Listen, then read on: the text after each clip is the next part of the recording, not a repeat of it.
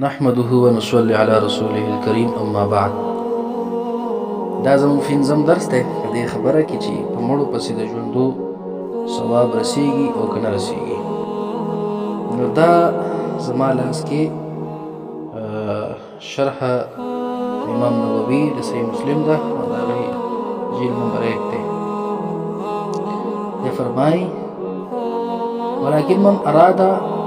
بر والدیه، څوک چې اراده وکړي چې مور پلار سره نیکي وکړي فلیتصدق عنهما، نو دی د هغې نه صدقه وکړي. فإن الصدقة تصل إلى الميت، ځکه صدقه چې کوم دی مړي ته رسیږي او هغه ته پې پیدا ورکولی کېږي بلا خلاف بین المسلمین وهذا هو الصواب. په دې کې د هېڅ چا هم سره اختلاف نشته، دا د ټولو مسلمانانو په دې سره چې کوم دی هغه اتفاق دی. او هغه څوک چې دا خبره کوي چې مړي پسې دا د بل چا عمل نه ورکوي او دا ورته نه رسېږي پس د وفات د هغه نه، نو دی وایي فهو مذهب باطل قطعا، دا باطل مذهب دی. وخطأ بین، او دا خطا دی، بالکل صریح خطا دی. مخالف لنصوص الكتاب والسنه، دا مخالف دی قرآن کریم د آیتونو نه او د احادیثو نه و اجماع الامه، او دا مخالف دی د اجماع د امت نه. نو فلا التفات الیه، په دې ته هېڅ کتله نشته، په دې ته هېڅ اعتبار نشته دی، دې له هېڅ اعتبار نشته دی. دا خبره ترنه واضحه شوله چې صدقه مړي ته رسیږي د ژوندو د طرف نه، او په دې کې هېڅ خبره نشته دی.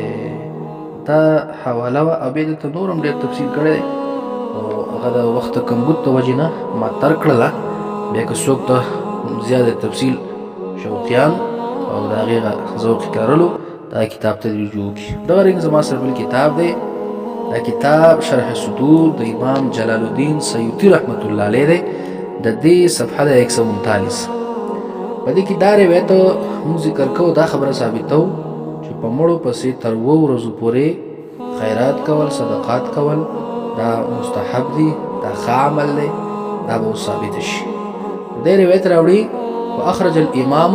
احمد فی الزهد، امام احمد بن حنبل رحمت الله علیه په خپل کتاب الزهد کې دا اثر راوړی. امام ابو نعیم په حلیة الاولیاء کې راوړی د طاووس رحمت الله علیه نه. قال دی فرمای ان الموتى یفتدون فی قبورهم 7، بېشک مړي په خپلو قبرونو کې 2 ورځو پورې په فتنه کې او په امتحان او په ازمیښت کې. نو دا صحابه او تابعین و فکانو یستحبون، دیو دا خبره مستحبه ګڼله، غوره یې ګڼله ان یطعم عنهم تلک الایام، چې د مړو نه دا 2 ورځې صدقاتو دا دې وکړی شي او دا دې پسې ورکړی شي. ګورئ 2 ورځې خیراتونه دا تېنه په مړي پسې ثابت شو، په اوله ورځ، په 2مه ورځ، په 3مه ورځ، په 4مه، په 5مه، 6مه، 7مه، تر 7مې ورځې پورې چې کوم دی دا مړي پسې خیراتونه ثابت شو. د حاشیة التحتاوي په حواله به درته ووایو چې مړي دا اولنۍ شپه چې کومه ده پای کې لیکلي دي چې چا وسي صدقه دې په خپل مړي پسې وکړي په دې اولنۍ شپې تېرېدو نه مخکې، او که د صدقې وسې نه کېږي نو 2 رکعته نفل دې پسې وکړي او ثواب دې مړي ته وبخي. نو څوک چې وایي چې په اوله ورځ او په 2مه او په 3مه ورځ باندې مړي پسې صدقه ناروا ده،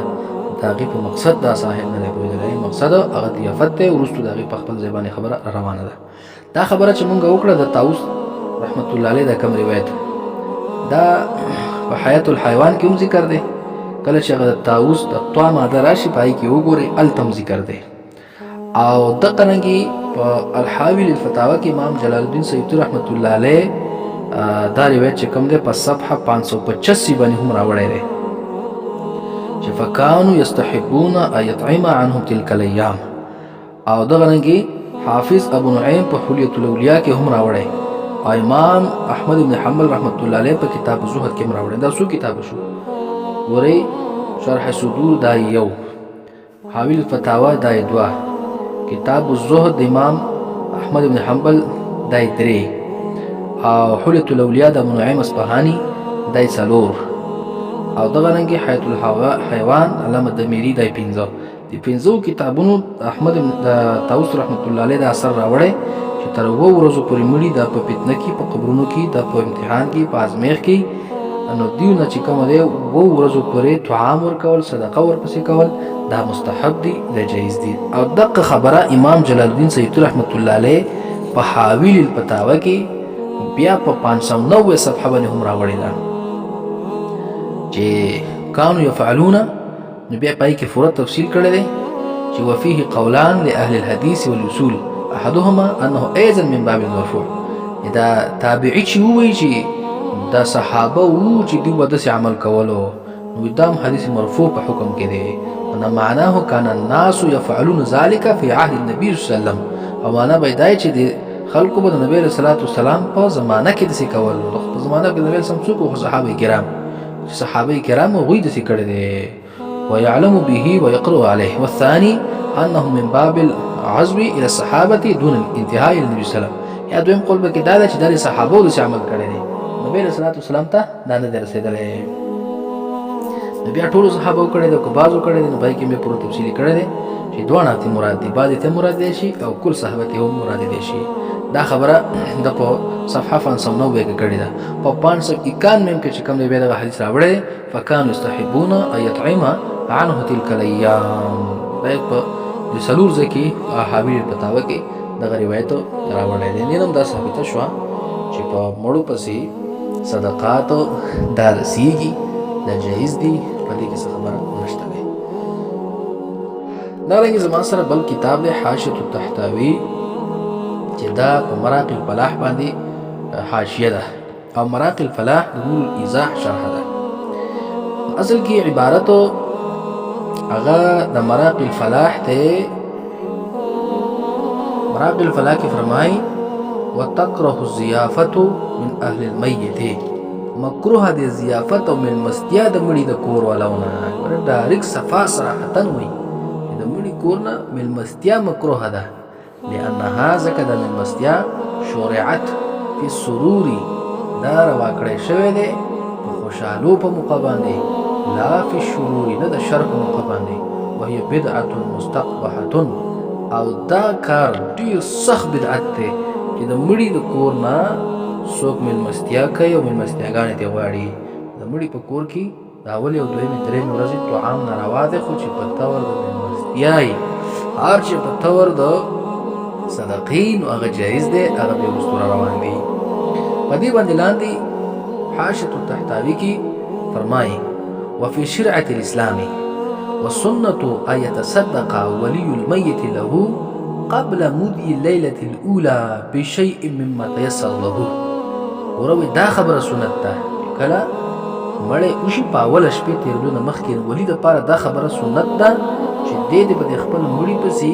څه صدقه وکړي ته چې څه شی اساني او څه شی د ده په وس کوي. مړی اوله شپه تېره نه شي ځکه د اوله شپه په ده ډېره سختۍ چې دا صدقه پکې وشي چې د الله تعالی هغه رحمت په ده باندې چې کوم دی راجاري شي او دی په دغه امتحان کې خلاص شي. یو سړی چې هغه اسم نه مومي هېڅ وس یې هم نه کېږي دی بیا یې فرمایي فإن لم یجد شیئا که اسم بیا نه مومي فلیصلي رکعتین د دې مړي پسې خو د 2 رکعته لمونځ وکړي او چې د هغې ثم یهد ثوابهما له دې مړي ته خو ثواب وبخښي که نه. ګورئ یا خو دې څه شی صدقه کې پسې صدقې وسې نه و بیا دې کم از کم 2 رکعته نفل پسې وکړي 2 رکعته لمونځ وکړي مړي ته ثواب ورسېږي. دا وله سنت دي. څوک وایي حاشد او بیا مخکې فرمایي قاله ويستحب أن يتصدق على الميت بعد دفن إلى 7 أيام كل يوم بشيء مما تيسر. وهي مستحب لداري اوله شپه د تېرېدو نه مخکې وله سنت طریقه دقه وه چې څه به پسې خامخا صدقه کوې ایا پسې 2 رکعته لمونځ وکړه که نور څه وس نه کېږي. او بیا وله مستحب دا دی چې تر 2 ورځو پورې پس د دفن نه هر ورځ لږ لږ شی د خپل وس مطابقه چې دته څه اساني عادي په مړي صدقه کړي. دا خو هم فقیه دی د امام شامي رحمت الله علیه استاذ دی حاشیة التحتاوی والا څومره لوی انسان دی او ته تم طریقه وښودله که نه چې په مړي پسې صدقه وکړه او څه شی وکړه د 2 ورځو پورې تا ته وویله صدقه وکړه. هغه یو ځل فقهاو رالي په هغې نه پوهېږي هغه غلط بیانې خلکو ته خلک پرې ګمراه کوي او دا نور ځای چې کومه دی بلې ته نه ګوري. د دې ټولو خبرو نه چوړه خلاصه دا شوه چې فقهای کرام د ایصال ثواب په مړو پسې د خیراتونو صدقاتو منکر نه دي بلکې د هغه څه منکر دي چې هغه ضیافت دی مېلمستیا ده. دا مېلمستیا رد کوي چې چا له به پروګرامونه نه کوي چا له به مېلمستیاګان نه کوي چې خان صاحب راغلی دی MNA راغلی دغه شیونه چې کومو فقهاو منع کړي دي. بیا لاندې حاشیة التحتاوی د مراقي الفلاح په دې عبارت باندې لیکي چې وتکره الضیافة من اهل المیت. یې فرمایي قال فی البزازیه د هغې حواله وروستو را روانه ده په هغه کلیپ کې هم هغه سړي پیش کړې وه. په په ځای کې دي چې یکره اتخاذ طعام في اليوم الاول والثالث وبعد الاسبوع مکروه دي طعام جوړول د مړي د کور نه په اوله ورځ باندې په دویمه ورځ باندې په دریمه ورځ باندې او پس د اووه ورځو نه او بیا نګوره پس د اووه ورځو نه دا خبره په دې باندې دلالت کوي چې دا که پس د اووه ورځو نه دي او که مخکې دي خو چې دغه د مړي په کور باندې څوک ضیافت کوي او مېلمستیا کوي دا مېلمستیا د دې مړي د کور ولو صحیح ده ټول غم راغلی او دا مېلمستیاګانې دا د غم سره منافي دي او دغه رنګې نقل کول د طعام مقبرو ته او اتخاذ دعوت په قرات القرآن لپاره او جمع کول صلحا او قرات ختم یا قرات سورة انعام او اخلاص سورة اخلاص دا ټول چې کوم دی دا مکروه دي دا څه شي دي مکروه دي نو یو خدای شو دې خبرې نه چې مزازي دا خبر بالکل صحیح ذکر کړی دا چې دې قرات په ضیافت باندې په ملوستیا او دویم د دقه مزازي نه بد ذکر کم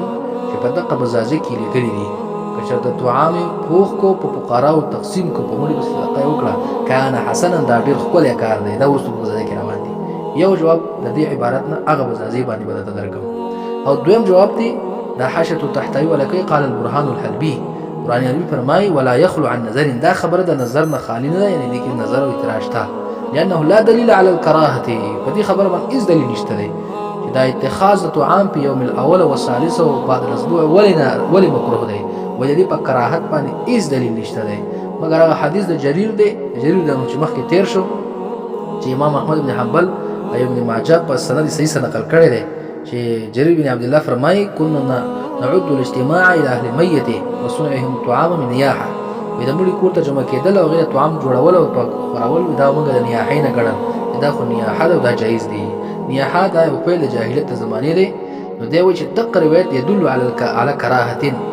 ذلك عند الموت فقط دا چې د مړي ته د مرګ په ټیم کې خلک راغونډيږي او اجتماع جوړي او طعامونه خوراک دا په دغه ټیم کې په کراهت باندې دلالت کوي على انه قد عارضه ما رواه الامام احمد ايضا بسند صحيح او د دې حدیث په معارضه کې بل یو حدیث امام احمد بن حنبل راوړی او صحیح حدیث دی هغه د ابو داود حدیث دی دا رنګ چې کوم دی د مشکات شریف راوړی او دا د صفحه باندې ذکر کړی دا صفحه دا حاشیه تحتوی 617 نمبر صفحه پای کې لیکلي دي نبی صلی الله علیه وسلم مبارک سره موږ وته په جنازه کې چې کله نبی اسلام ورته جنازې نه اوسګار شو دا مړي خزه یو استاد په نبی اسلام پسې راولېګو هغه له طعام تیار کړو نبی اسلام مبارک هغه طعام چې کوم دی لاسه به کې ورکړو طعام مبارک اوچت کو په خپل کې اړول صحابه او خوړو نبی اسلام مبارک چې کوم دی طعام نه خوړو ځکه دغه چيلې چې کوم ذبح شو دا د مالک په اجازه سره نه و نبی اسلام خو منع ونه کړ کنه او چې وای نه خوړل نو کې عائله دار وته چې دا په اجازه سره نه و او په قراو باندې او خوړو دا دلیل د خبرې شو چې د مړي د کور نه طعام په خول دا جایز دي دا حدیث ورله دلیل دی دا حدیثو ابو داود شریف کشتا مشکات شریف کشتا او مسند احمد د امام احمد بن حنبل رحمت الله علیه کشته حاشیه تحتوی دا راول په صفحه 617 باندې ذکر کړی دی دا وی دلیل د دې خبرې لپاره چې د مړي په کور کې طعام په خول چې بزازي ولو ته مکروه ویل دي په دې کراهت څخه دلیل نشته دی چې دا مطلقي طعام د سو ویل شي مکروه ویل شي او چې په تور د ضیافت ته او هر ټول په قهوه پای باندې کلام نشته نو دی وی الحديث فهذا يدل على اباحه صنع اهل الميت الطعام ودا دلالت کوي په دې خبره باندې چې مړي کور ولا طعام برابرول شي تیارول شي په دې کې څه معنا نشته دی والدعوه اليه بل ذكر في البزازيه ايضا من كتاب الاحسان په بزاده کې خدام ذکر شوی په کتاب الاستحسان کې رسو صحابه ورکوم چې وین اتخذ طعام الفقراء كان حسنا د فقیرانو لپاره طعام ونیولو فقیرانو لپاره طعام برابر کو جوړې کړو دا خو ښه کار دی او دغه رنګ چې کوم په پتاوي خانه کې هم د غم رسو ذکر کوم چې کچته کې ولی اتخذ ولی الميت طعام الفقراء کچته ولی د مړی طعام د فقراو لپاره تیار کړو کان حسنا دا د لپاره خسته دی او د دې لپاره ښه کار دی بهرحال دې خبرو نه چوړو خلاصه دراوته چې مړي پسې صدقه کول زموږ په خپل د بهتر غني او خی غني حسني غني دغه حدیث د ابو داود نو استدلال وکړو دغه مړي خزه چې کوم استاد نبی اسلام صلی الله علیه وسلم نبی اسلام لاړ کور کې چې کوم د خوراک کاوه او هغه طعام کې چې کوم د مسلدار وته دغه چيلې د خپل مالک اجازه بغیر ذبح شوبه دغه وجه نبی اسلام نه خوړو قراو صحابه کرام باندې وخوړو منعي نه ده کړی هغه د مړي کور ولا جوړ کړی و نو په اوله ورځ یې تیار کړی و چې په اوله ورځ باندې د حدیث ثابت شو پای کې منع کې بیا څه خبره ده فقهاو چې کوم منع کړې ده هغه د ضیافت او د مېلمستیا نه کړې ده لهذا په اوله ورځ د مړي باندې په دویمه ورځ د مړي په درېیمه ورځ د مړي باندې په کور کې طعام چې دا صدقه یې بالکل جایز دي په دې کې د ناجایز والي خبره نشته او هر چې په طریقې د ضیافت سره بیا